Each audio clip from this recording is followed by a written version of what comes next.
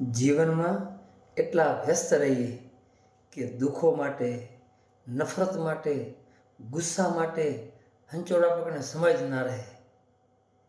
કારણ કે ખાલી દિમાગ હોય ને તો ખાલી દિમાગ આ દુઃખોનું ઘર છે. માટે હંમેશા કામમાં થોડા થોડા વ્યસ્ત તો અવશ્ય રહીએ. એવી જ એક સરસ વાત લઈને આવ્યો છું. આજે શ્રી કૃષ્ણ પરમેશ્વરની વાત લઈને આવ્યો છું.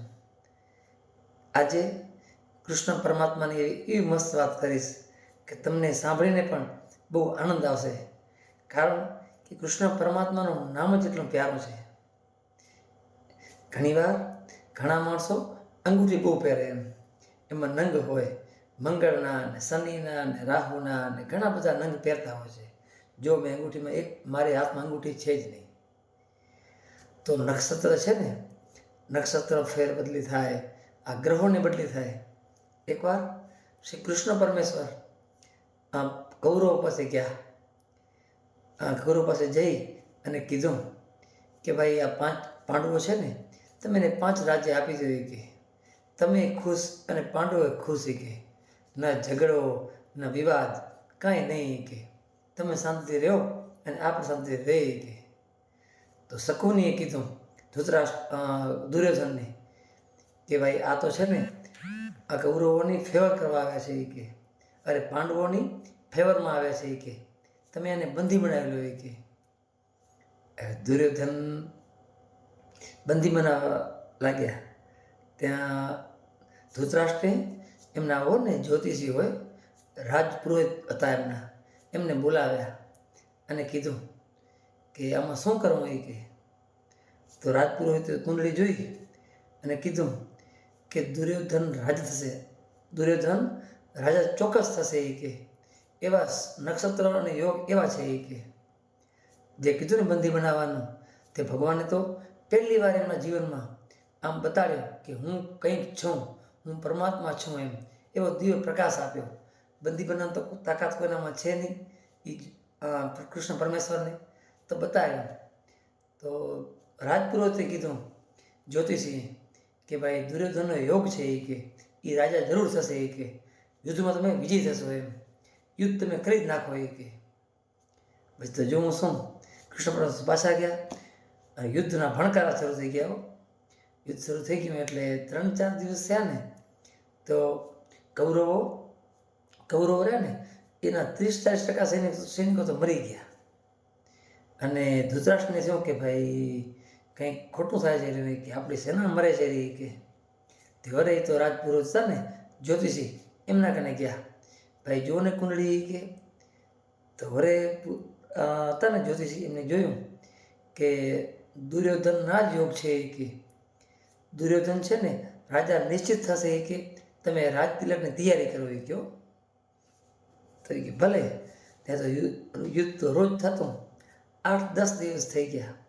8-10 દિવસ થયા ને એટલે કૌરવોની છે ને અડધી ટીમ તો અડધી છે ને સેના મરી ગઈ. આમ લથડી ગયા બધા.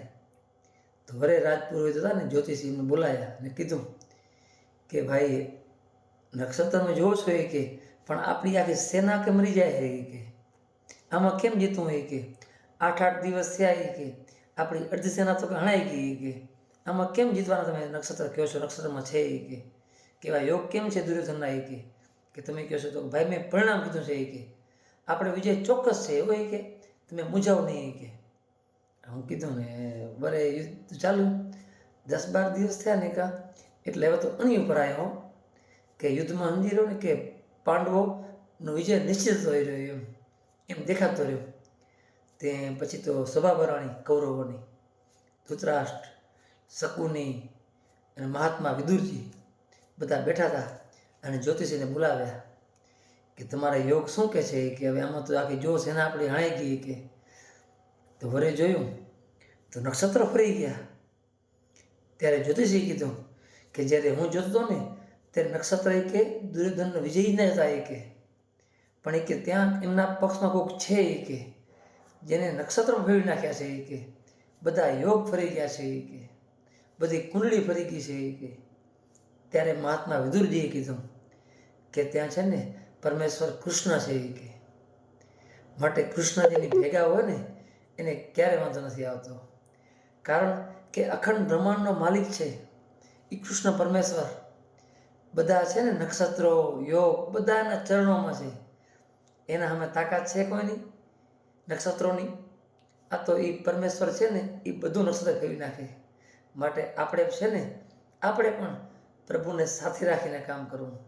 કંઈ પણ કામ સારું કામ કરીએ ને પ્રભુમાં પ્રેમથી કરીએ, પ્રભુનો સાથ રાખીને કરીએ અને એવો વિશ્વાસ રાખીએ કે પરમેશ્વર કૃષ્ણ મારા હૃદયમાં જ છે અને જે સારું કામ કરાવે છે ને તો એ જ કરાવે છે, કારણ કે અખંડ બ્રહ્માંડનો માલિક છે ને ખરાબ કામ આપણાથી ક્યારે પણ નથી કરાવતા. ખરાબ આપણા મનમાં વિકાર આવે ને એ બધા આપણા મનના ઉપજાવેલા છે, પણ સારું કામ કરાવે ને એ પરમેશ્વર કૃષ્ણ છે, એ ઠાકુરજી છે. ઠાકુર છે ને ઠાકુરજી એ એટલા દયાવાન છે આપણા ઉપર કે આપણને સાચો રસ્તો બતાવવા માટે આપણા ભેગે જ છે રહે. પણ આ તો આપણી રાક્ષસી બુદ્ધિ હોય છે ને કે જે આપણે આડાવડા ભટકી છે. માટે બસ કૃષ્ણ પરમેશ્વરે જેમ સાથ પાંડવોને મળ્યો ને એમ આપણને પણ મળે, પણ ક્યારે આપણું હૃદય ચોખ્ખું હોય, આપણું મન મક્કમ હોય તો કૃષ્ણ પરમેશ્વરનો સાથ જરૂર મળે છે. બસ આ એક નાનકડી વાત તમારા સામે રજૂ કરી. અને આ નાનકડી વાત તમને ગમી હોય તો જરૂર વિડીયો આગળ શેર કરજો, આગળ સબસ્ક્રાઈબ કરાવજો અને વધુમાં વધુ લાઈક કરજો. જય શ્રી કૃષ્ણ. હર હર મહાદેવ.